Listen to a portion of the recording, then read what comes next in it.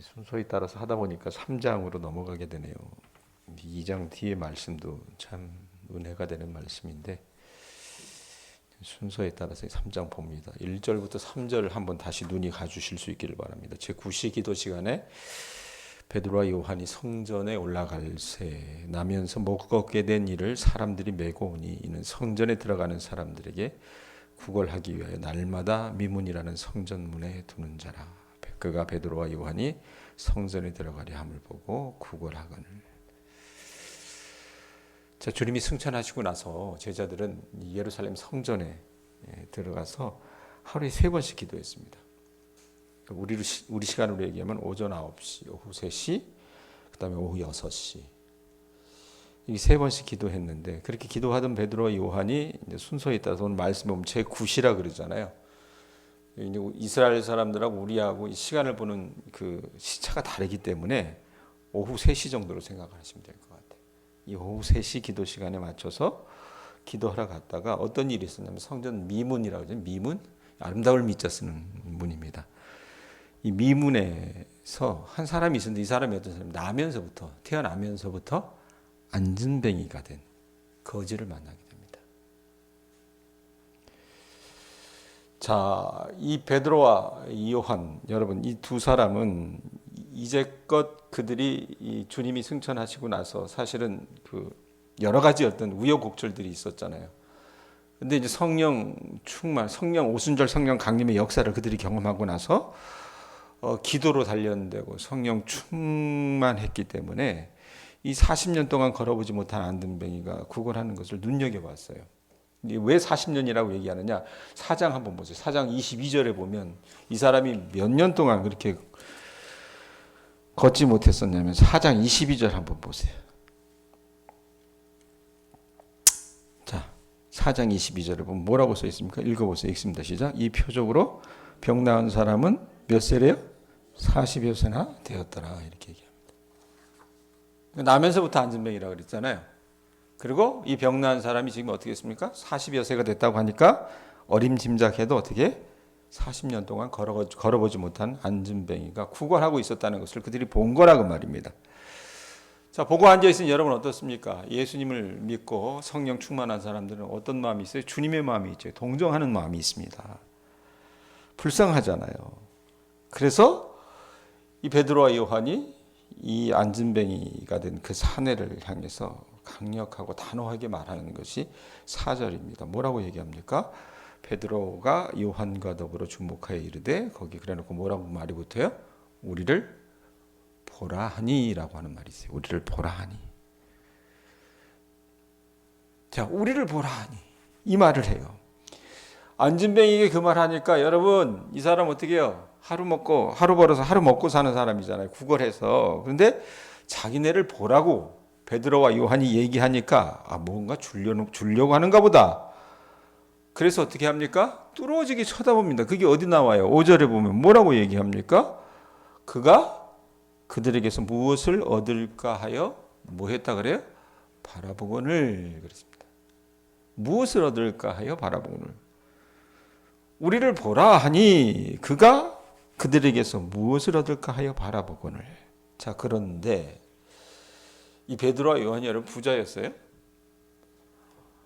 당장 여러분 나면서부터 안진뱅이 된 사람 필요한 건 뭡니까? 돈이잖아요, 돈. 그런데 이 베드로와 요한은 어떻습니까? 말씀해 보면 빈털털이었습니다. 또 그걸 베드로와 요한이 시인의 6절 앞부분 보세요. 상반절 보면 뭐라고 얘기합니까? 5절에 보면 그 안진뱅이가 이 사람들이 이 베드로와 요한이 자기에게 무엇을 줄까 생각을 해서 바라봤는데 뭔가 여러분 기대하는 마음으로 바라봤을 거 아니에요. 그런데 베드로가 뭐라고 얘기합니까? 6절 앞부분에 보면 이르되 이래놓고 뭐라 그래요? 은과 금은 내게 없군요. 난 그거 바라는데 돈을 바라는데 은과 금을 바라는데 이게 있대요 없대요? 없대요. 자기들에게는 돈이 없다고 얘기합니다. 자, 그런데 그렇게 보면 여러분 참 절망하고 낙담할 수밖에 없잖아요. 근데 베드로의 말이 자기들에게는 은과 금이 없다라고 얘기하지만 거기서 끝나지 않아요. 은과 금은 없어요. 은과 금은 없는데 6절 뒷부분에 뭐라고 얘기합니까? 은과 금은 내게 없거니와 그래 놓고 뭐라고 얘기해요? 내게 있는 것. 있는 것이 있어요. 그게 뭡니까?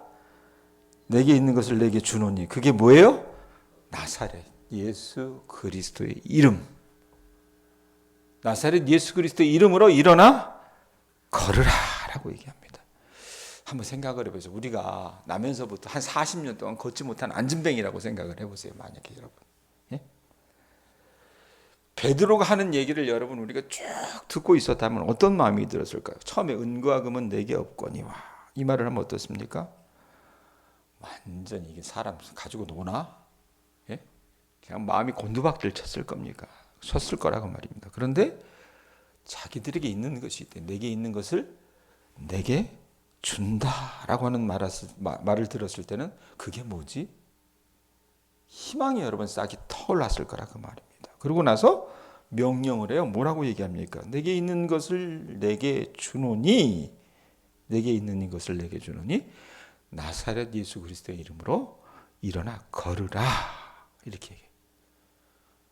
여러분 이 말은요, 내가 예수 그리스도의 이름으로 내게 있는 것을 내게 주노니 일어나 걸으라 이런 말로도 바꿀 수 있습니다. 그러니까 베드로는요, 이 단호하고 간결하게 명령하는데 이것은 안진뱅이에게 무엇을 요구하는 거냐? 돈을 바라보는 여러분 그런 눈이 아니라 믿음을 요구하는 겁니다. 믿음을. 예?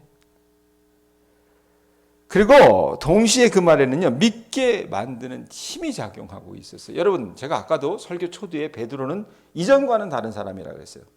사도 요한도 이전과는 다른 사람이라고 했습니다. 오순절 성령 강림의 역사를 그들이 체험하고 나서 완전히 그 속 사람이 바뀌었어요. 그리고 성령의 어떤 그 강림하심을 그들이 체험했기 때문에 그들 안에 여러분 하나님의 역동하심이 있었다 그 말이에요. 그렇기 때문에 믿게 만드는 힘이 있었어요. 그래서 이제껏 여러분 이 사람들이 이 안진뱅이가 여러분 이 사람들의 말을 듣고 나서 어떻게 합니까? 한 번도 자기가 일어서 걸어본 적이 없었어요. 40년 동안 그게 바람이었지만 희망사항일 뿐이었습니다.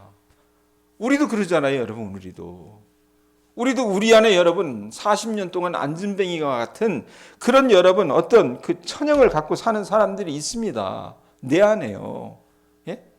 가정의 문제일 수도 있고 내 내면의 문제일 수도 있고 내 육신의 문제일 수도 있고 마음의 문제일 수도 있다 그 말입니다. 자, 그런데 이 사람도 그랬잖아요. 한 번도 일어서 걸어본 적이 없었지만 베드로와 요한이 여러분 말하는 그 담대한 명령, 그 말의 힘을 그가 믿고 어떻게 했습니까? 일어나 걸으라 명령하는 사도들에게 순종하기 위해서 어떻게 합니까? 자기 믿음을 어떻게 해요? 발휘하기 시작합니다. 그리고 머릿속에서 그려보기 시작을 하는 거예요. 어떻게 보면 짧은 순간 이 사람이 여러분 의심했을 거예요. 이것들이 나를 갖고 노나 이랬는데 자기 안에 여러분 내가 이거 일어나야 되겠다. 이대로는 살 수 없다. 라는 어떤 소원과 일어날 수 있다는 건 확신이 겹쳐가지고 그 안에 하나님께서 말씀하시는 음성을 듣고 그가 어떻게 합니까? 일어납니다. 자신이 일어설 수 있다라고 하고 믿은 그 안진뱅이에게 어떻게 해요? 예수님의 이름이 권능을 드러내기 시작했다는 것을 우리가 말씀을 통해서 보게 된다는 얘기입니다. 7절 8절 보세요. 어떤 일이 일어납니까? 일어나 걸으라 하니까 한번 읽어보세요. 읽습니다. 시작. 오른손을 잡아 일으키니 발과 발목이 곧 힘을 얻고 뛰어서서 걸으며 그들과 함께 성전으로 들어가면서 걷기도 하고 뛰기도 하며 하나님을 찬송했다 그랬습니다. 자, 베드로가요, 이 사람 돈 없잖아요. 은과 금은 없습니다. 그러나 뭐가 있어요? 예수 그리스도의 이름으로 어떻게 합니까? 그 오른손을 잡아 일으키니까 이 사람의 발과 발목에 힘이 솟기 시작해서 마침내 이 안진뱅이가 어떻습니까? 말씀에 보면 뭐라 그래요? 일어나 걷기도 하고요. 그 다음에 뛰기도 하고요. 드디어 성전으로 들어가서 하나님을 찬미하기 시작을 했다고 말입니다. 자, 한때 여러분 이 사람 거지였어요. 거린이었습니다. 40년 동안 거린이었습니다. 그랬지만 이제는 예수님의 이름으로 일어난 이 사람은요, 어떻게 보면 성전 안에 들어가고 싶어 했을 거예요. 가장 그 마음 가운데 소원 가운데 하나라면 또 든다면. 왜냐하면 성전 문 밖에 있었잖아요. 그랬는데 자기가 들어갈 수 없었던 그런 금지구역처럼 보였던 하나님의 성전으로 뛰어 달려 들어가는 모습이 우리 눈앞에 보여진다 그 말입니다. 이게 뭘 의미할까? 책을 좀 이렇게 찾아봤어요. 찾아봤는데 이게 그 당시 이 40년 된 안진뱅이가 이 구원받은 사건은요, 이 예루살렘 종교 및 이 정치 이 어떤 그 당국자들을 무력화한 사건이었다라고 누가 그렇게 표현을 합니다. 무슨 말이냐면 성전 앞에 방치된 안진뱅이에게 성전 종교는요, 아무런 도움을 주지 못했다는 겁니다. 그저 도움을 줬다면 이 사람이 굶지 않도록 구걸할 수 있는 그 문 앞의 공간을 빌려주는 것이 성전 종교의 역할의 전부였대요. 맞잖아요. 그런데 어땠습니까? 그런 그를 나사렛 예수의 이름이 어떻게 해요? 걷게 만들었습니다. 소생시켰다는 얘기입니다. 그렇게 보면 예수님의 이름이 성전의 역할을 한 거라 그 말이에요. 성령에 사로잡힌 사도들이 예수의 이름을 언급한 그 자체가 권능이 드러나는 현장이 되어버렸다 그 말입니다. 여러분, 우리가 성령 충만하면 예수님의 이름을 말하는 그 순간 하나님의 구원의 능력과 왕이신 그리스도의 다스리심이 일어난다는 것을 여러분들이 아셨으면 좋겠습니다. 예수님의 이름이 주는 구원은요, 자기 운명을 극복하는 경험을 갖게 만듭니다. 성전이라는 자비의 집 앞에서 구걸하던 안진뱅이에게 성전을 출입하던 사람들은 그저 어떻게 자기네들이 할 수 있는 것이 동전 한 입 던져주고 그런 자비를 흘리고 가는 일이었긴 했지만 어느 누구도요, 이 사람이 성전까지 뛰어갈 수 있을 거라고 예상하는 사람은 아무도 없었습니다. 평생을 구걸하던 안진뱅이가 여러분 일어서게 된 기적은 장님이 눈을 뜨고 광야와 메마른 땅이 백합화를 피우는 창조 질서의 회복의 시대에 일어나도록 예정된 사건이 있어요. 이게 여러분 어때요? 구약에 보면 늘 예언이 되잖아요. 그 중에 대표적인 게 뭡니까? 메시아가 올 때 어떤 사건이 일어나리라고 어떻게 해요? 그 백성들에게 늘 말씀 가운데 얘기했어요. 그런데 이 사람들이 그 말씀은 들었지만 믿음이 없었어요. 그런데 이사야서 여러분 35장에 보면 어떤 일이 일어납니까?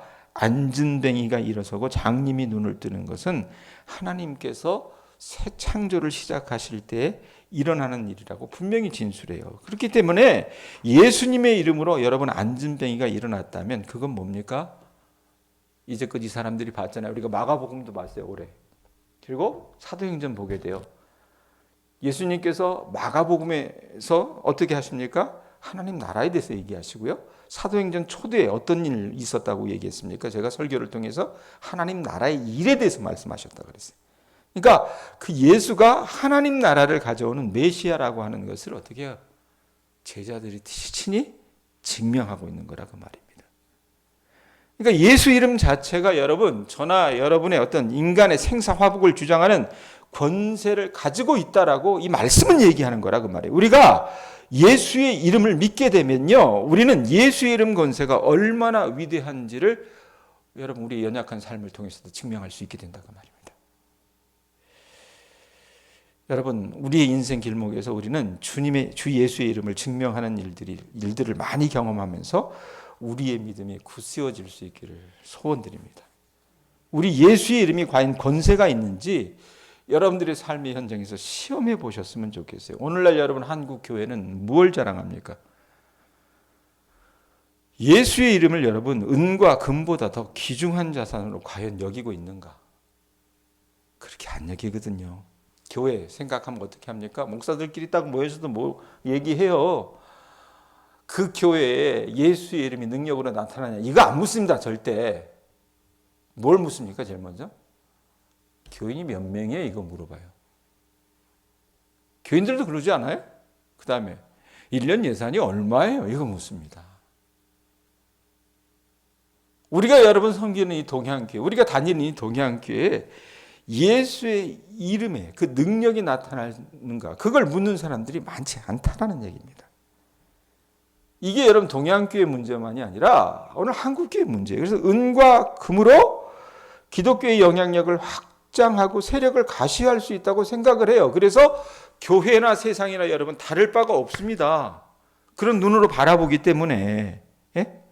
그러나 예수 이름의 권세는요, 은과 금이 없는 어떤 이 사도들의 여러분 청빈이었잖아요. 굉장히 가난한 삶이었잖아요. 은과 금이 없는 그 가난한 삶과 연대하는 신령한 권세였다는 것을 저나 여러분이나 아셨으면 좋겠습니다. 성전 미문의 안진뱅이는요, 단지 안진뱅이가 아니라 예수님 당시에 어떻게 보면 그 유대 사회, 유대인들을 대표하는 그런 인물이었다라고 여러분 보셔야 될 것 같아요. 이 사람 나이가 몇 세라 그랬어요? 아까 적어도 40세라 그랬죠. 40년 동안 이 사람이 걸었어요? 걷지 못했어요? 못 걸었어요. 그러면 이 40세 된 안진뱅이 거리는요, 방황과 불순종의 광야 생활 40년을 대표하는 이스라엘의 또 다른 모습이었다는 얘기입니다. 그 당시 여러분 성전 체제는 이 사람에게 구원을 가져다 줬습니까? 아무런 구원을 가져다 주지 않았습니다. 그저 하루 동전 몇 푼 정도를 가져다 줬겠죠. 자, 그런데 거기에 나타났던 인물이 누구예요? 베드로와 요한입니다. 사도들이라는 얘기입니다. 아무 생명이 없는 그 성전에 사도 둘이 나타나서요, 이 사람들이 어떻게 합니까? 유대교의 상징물인 성전 미문에서 안진뱅이를 예수 그리스도의 이름으로 일으켜 세우는 구원을 선포합니다. 사도들이 여러분 이제는 성전 체제를 접수할 뿐만 아니라 죽음의 권세를 이기고 부활한 하나님 나라의 공동체, 이 대한 공동체를 선포하고 있는 것을 말씀을 통해서 봐요. 그게 뭡니까? 그게 뭐예요? 교회입니다. 교회. 교회라고 말입니다.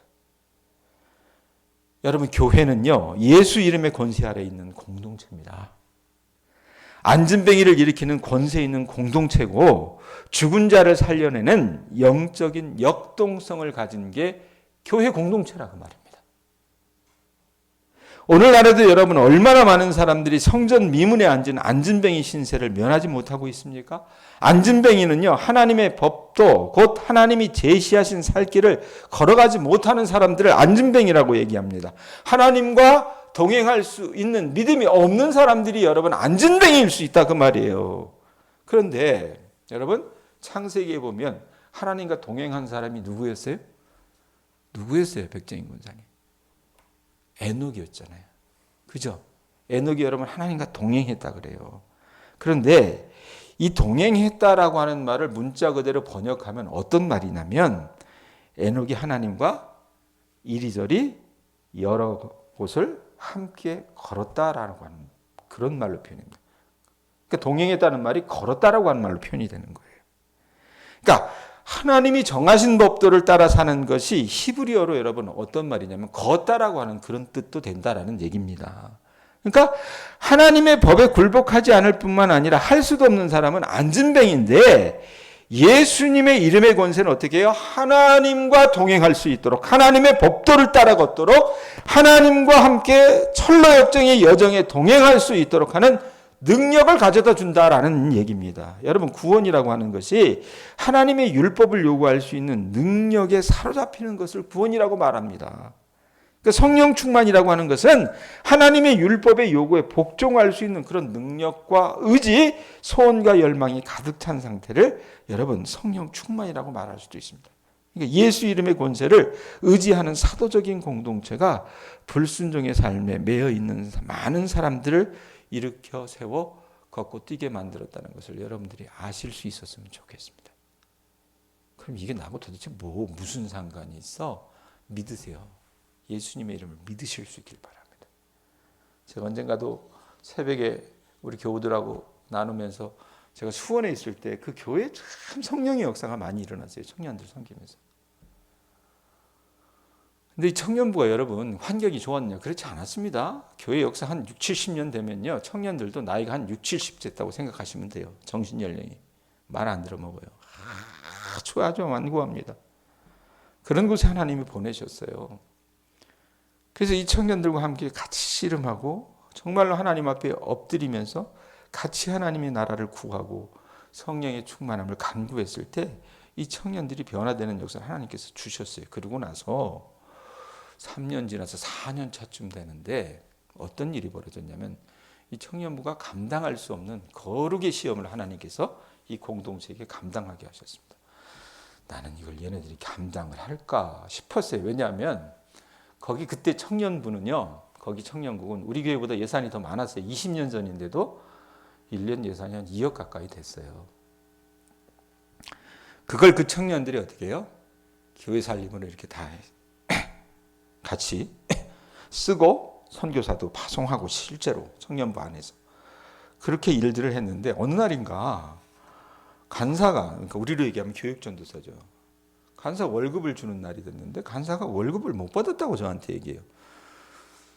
그게 희한하다. 왜냐하면 그때 당시 목사는 청년부 통장에 손을 댈 수 있는 그런 권한이 없었습니다. 장로님 2명이 이 재정 쪽의 일들을 청년부 재정 일을 감당하기 때문에 그 사람들에게 맡겼어요. 맡겼는데 아니 간사가 월급을 못 받았다 그러잖아요. 재정이 2억인데 그게 희한하다 싶어가지고 회계한테 전화를 했어요. 너 그 통장 좀 갖고 와봐라. 아무리 봐도 이상해서. 분명히 내가 봤을 때는 그 월급을 못 줄 그 뭐가 아닌데 갖고 와봐 그랬는데 얘가 머뭇머뭇거리더라고요. 나중에 알고 봤더니 돈을 한 7,500만 원을 해먹었어요. 자기 엄마하고 안수 집사하고. 그러니까 헌금 바구니에서도 털고, 그다음에 뭐 통장에서도 털고 이렇게 털다 보니까 그거 가져다가 대포폰 사업하고 막 이래서 완전히 그냥 청년부를 들어먹게 만들어 생긴 거예요. 그럼 이거 어떻게 감당을 해요? 그래서 이거 어떻게 할까? 그러다가 이제 청년들을 다 모았습니다. 리더들을 모아가지고 우리 얘기하면 장로님들 뻘 되는 그런 어떤 리더십을 갖고 있는 청년들이죠. 모아서 제가 얘기를 했어요. 전체 공개한다. 그리고 전체 하나님 앞에 우리가 사죄하는 시간을 갖자. 이건 우리의 죄악이다. 그리고 이렇게 하실 때는 뭔가 이유가 있겠지. 거룩을 물으시는 것 같다. 하나님 앞에 바로 발언하자. 이랬어요. 감사했던 건요.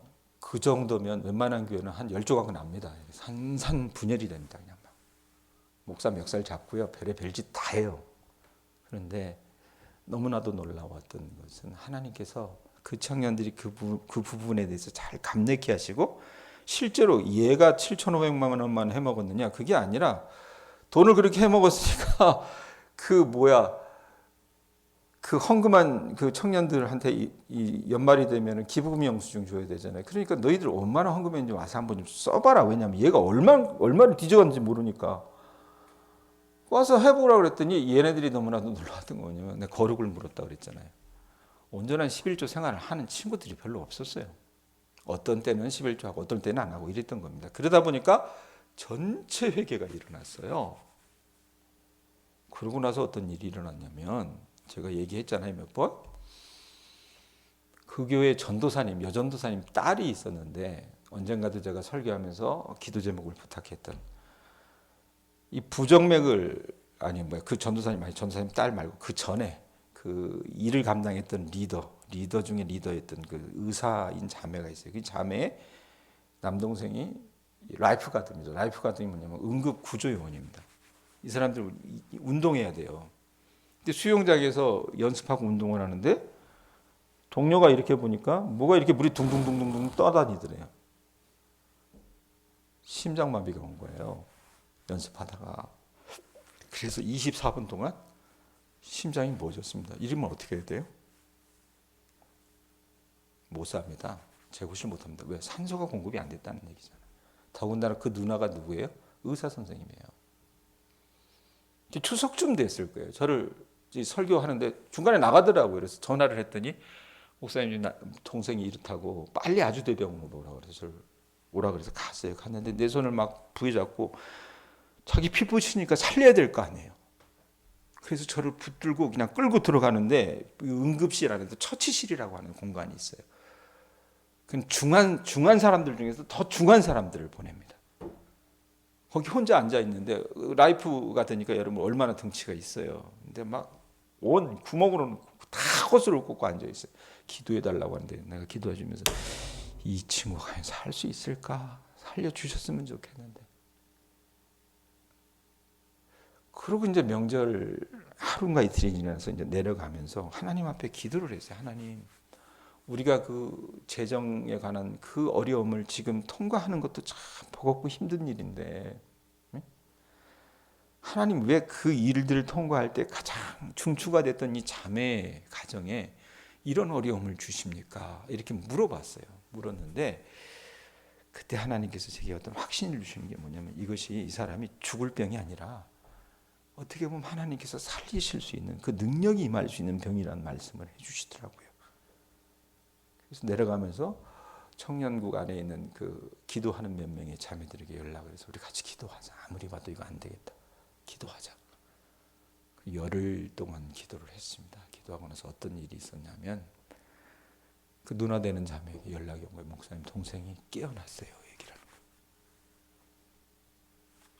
심장이 24분 동안 멈춰 있었던 사람이 여러분 깨어나는 것도 기적입니다. 근데 더 놀라운 건 뭐냐면 그 다음 날 퇴원했습니다. 그래서 아주대병원 의사가 뭐라 그랬냐면 이건 기적입니다라는 얘기를 그 누나한테 하더래요. 그 누나가 직업이 뭐였어요? 의사잖아요. 의사. 이 얘기 왜 하냐면 여러분 우리 교회 공동체가 그런 하나님의 능력이 하나님의 예수의 이름의 능력이 여러분 임할 수 있는 공동체가 됐으면 좋겠습니다. 제가 사역했던 교회 그 수원제일교회에 정말로 주님께서 그들에게 거룩을 물으실 때 그들이 그렇게 반응을 하고 나서 하나님 앞에 엎드릴 때 그 시험은 시험이 아니라요. 주님이 주시는 그 생명의 복을 얻어가게 하시는 징표로 역사했던 것을 저는 봅니다. 우리 교회에 보면요. 어떻게 보면 희망적인 것보다 절망적인 어떤 징조들이 많이 있습니다. 더 늙어가시고요. 멀쩡하신 분들이 아파하기도 하고요. 재정적으로 여러분 점점 재정이 줄어나가는 것도 우리가 눈에 보게 됩니다. 그런데 이것만 보고 어떻게 우리가 움츠러들고 마음 가운데 불신앙을 가득 갖고 사는 것이 아니라 오히려 그렇기 때문에 은과금은 우리에게 없거니와 어떻게 해요? 내게 있는 것으로 내게 주노니 그게 뭡니까? 나사렛 예수의 그리스도의 이름을 의지하는 이 동양교회 교우들 되실 수 있기를 주님의 이름으로 축원합니다. 우리가 그 이름을 여러분 붙잡고 살 때 어떻게 해요? 여러분의 가정이 일어나게 될 줄로 믿습니다. 여러분의 병든 육신이 어떻게 해요? 고침받게 될 줄로 믿습니다. 이 교회를 하나님께서 다시 살리시게 될 줄로 믿습니다.